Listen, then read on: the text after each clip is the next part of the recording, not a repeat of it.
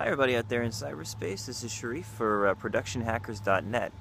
So yeah, I'm in a quiet little park here, so I don't want to be too bodacious around here, mess up the atmosphere, the environment. It's so quiet, you got little squirrels. I don't know if you can see them.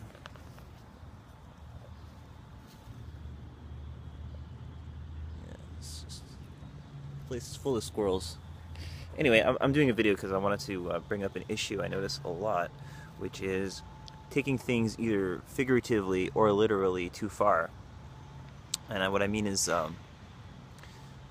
you should never, when you take somebody's words, or you take a situation or an experience you have, or let's say something you're learning or whatever it is, or coming across, or just people when you're reading people and so on.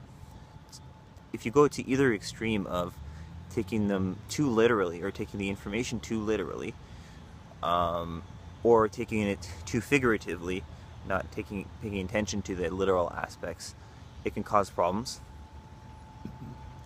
either way, because there's value in both. And you could even go as far as to say a lot of the wars in the world, or a lot of the political tensions in the world, are because of this. People who on one side take things too literally, and on the other side take things too figuratively. And I find people who take things too literally might be tempted to take everything as a lie, or not be honest, because they rely only on the surface of the matter. They're not looking deeper, or I don't want to say deeper, but in a different way. It's a better way to say it. And on the other side, people who take things too literally, too figuratively, have the opposite issue of inaccuracy, and of just being too, how do I say it, too loose or unscientific in their approach, you could say. That they don't take enough into account, the perspective against, multiple different viewpoints and stuff like that.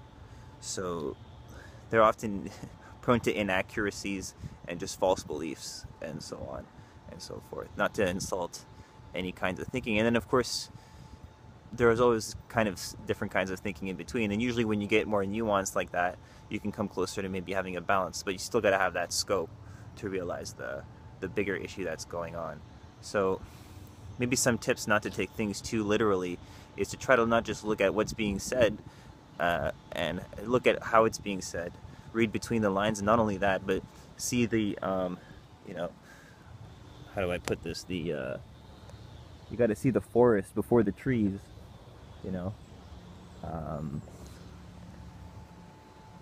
and you see the actual structure behind what they're saying, but at the same time you still got to pay attention to all the things they're actually saying, even up to the point of being able to memorize it, like that literally, that verbatim, and just like the textbook meaning or whatever.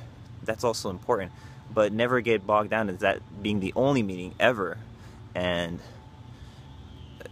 don't only look at the structure or the words behind, and the way it's being said, and all the things behind the scenes, while ignoring the actual contents and things within. That's also a problem. So that's what I'm saying. You got to look at both sides. You got to look at what's actually being said, or what you're actually seeing, or what you're actually experiencing, what you're actually perceiving right there. But you've also got to look behind the scenes and see, how is that set up, how is that structured, what are the meanings behind the lines, where are there parallel meanings in other places put in a different way. How could I take this structure and put different content to it to have the same impact with a different meaning, and so on. And you can go deeper and further. I don't want to go too far. This is a short video, but that's just a little thought I wanted to put out there, because I notice it a lot in a lot of places, not just in technology or entertainment, but in politics, and in people's personal lives and relationships, and even in health. So that's just my little 2 cents for today. I've been Sharif from productionhackers.net. You can follow me on Twitter at honorablehappy, and I'll have it in the description below. And you can also follow me at Sharif S on mine.